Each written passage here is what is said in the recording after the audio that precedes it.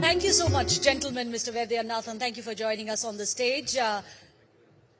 Good morning, ladies and gentlemen. It is really a great pleasure for me to be here at this very, very important event of the India Economic Conclave 2024. We have been associated with this program for the last 10 years, and right from the inception. And I can tell you that this is one of the very significant events which really brings about many thoughts, ideas, and shapes the future of the economy. Now, I'd like to also say Minister Piyush Goyal is here with us, and we really welcome you and all of you, ladies and gentlemen. Now, in today's session, this is a very important subject, Fasttrack to Top 3. This is important because, Top 3 looks around the corner, I was just reading up before coming here that in 10 years ago, India was the 10th largest economy in the world. 10th largest. And in 10 years, we have already crossed or overtaken in terms of GDP size Russia, Brazil, Italy, France, UK. And now we are talking in the next 3 years crossing Japan and Germany. Both are in the $4 trillion handle. Germany is like $4.5 trillion and Japan is $4.2 trillion. And we're talking of touching $5 trillion, let me say, in 3 years from now. Now, it's a very, very important thing, and obviously like how you run a race and you figure out that you're running, in 10 years you caught up with 5 of them and 2 more. It's obviously very exciting for all of us as Indians. It's really a proud moment and a proud achievement. Now, we also see that this progress that has happened over the last 10 years is not just by accident. It is something that has, somebody has actually worked towards making this happen. Like the Prime Minister says, niyat, nishtha, and niti, meaning you need to have the intention, the determination, and niti, meaning policy. They all have to come together to make it happen, and last 10 years it has happened. Now, we all have to agree that this is not like a God-ordained thing that India will become the 3rd largest, 2nd largest. It's nothing like that. Policies have made it happen. So in the last 10 years, let me just say that serious work has happened on this front. We've had, the growth of the a large number of reforms that have happened. GST was a major one. It was a difficult one. Beneath,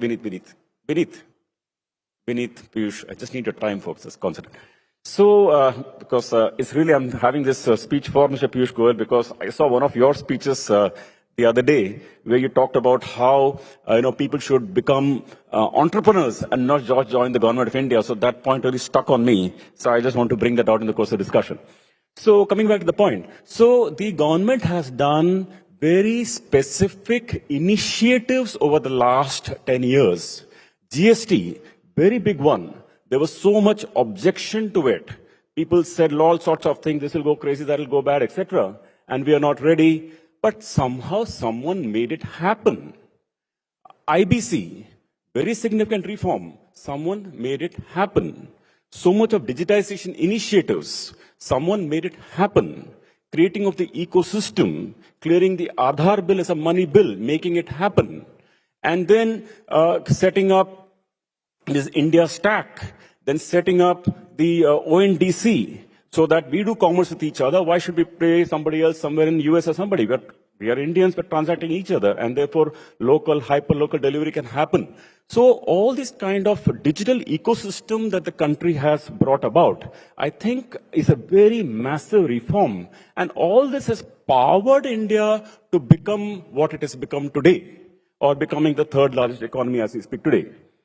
Now, we are also talking about the views of the political class.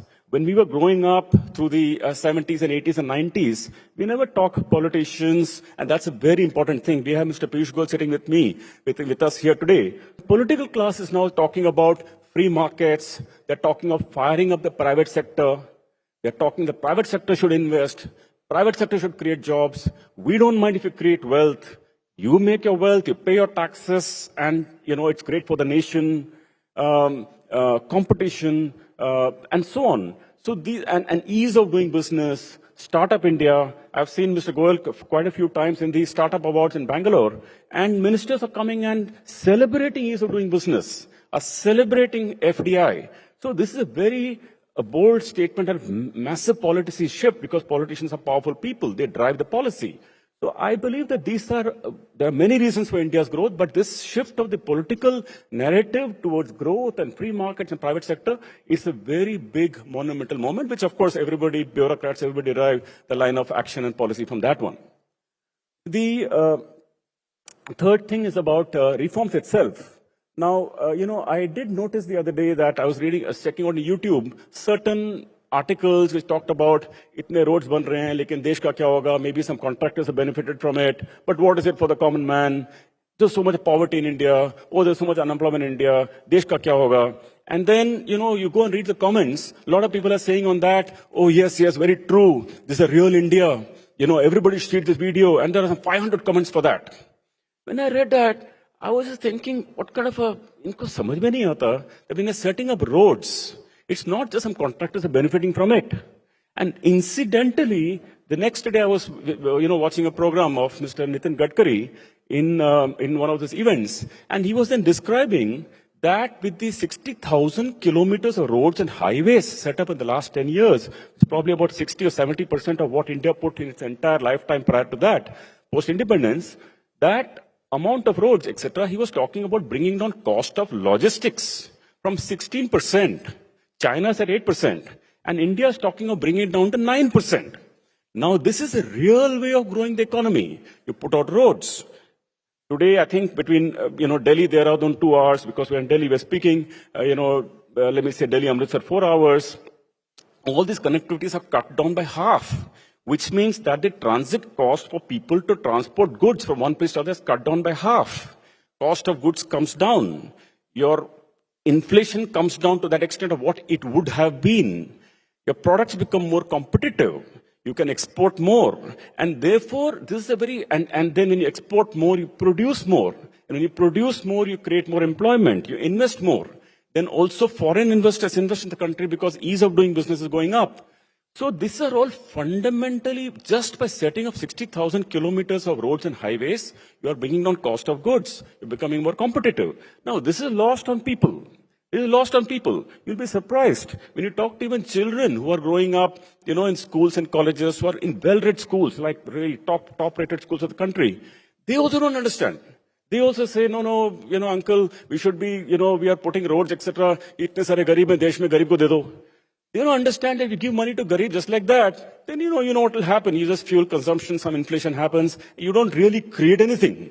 So therefore, this thing about the way India is developing is India, I'd like to communicate to everybody the way India is doing it for the last 10, 15 years of making investments. Roads is one example, ports may be another, of fundamentally transform the economy, fundamentally making it more competitive is a very powerful way of making it happen. The issue is that, talking of policy, how to take the common person along, how to make the common person realize that this is a more sustainable way of growing the economy. Because obviously, the political class has to win elections, to be in power, and therefore they can execute changes and so on.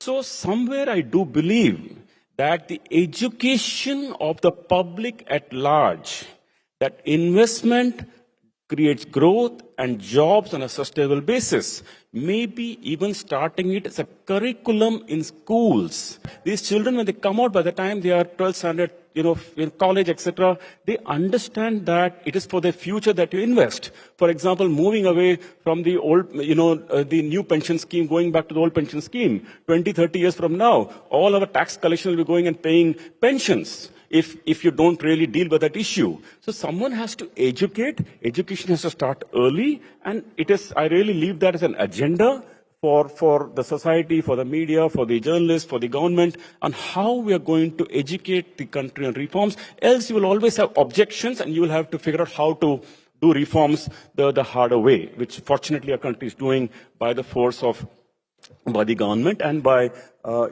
forward thinking.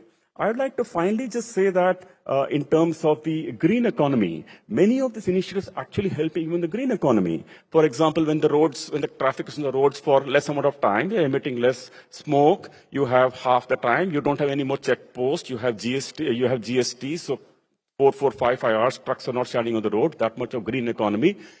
And the minister also was talking about the fact that you don't need petrol anymore or diesel anymore. You can use CNG and you can use biofuels and so on. So all this is powering up the economy. I'd like to close by saying from the financial sector point of view, the really good thing that has happened from the financial sector point of view is that that the credit is now going to bottom of the pyramid. If you see the 3 programs launched by the government maybe 3 or 4 years ago, it's a pretty fantastic program. We talked about the Shishu, the Mudra program. There was a Shishu. Then there's Kishore. Shishu was loans below 50,000 rupees. Kishore was loans between 50,000 rupees to 5 lakh rupees. And Tarun was the loans above 5 lakh rupees up to 10 lakh rupees. These are 3 categories created and the government was making policy initiatives to power it. Let me share with you numbers. In 2022, 3.5 lakh crores of Mudra loans was given under these 3 programs. Very powerful program to take credit to bottom of pyramid. Until that time, credit was going largely to the upper end of the pyramid. 23, this amount was 4.5 lakh crores.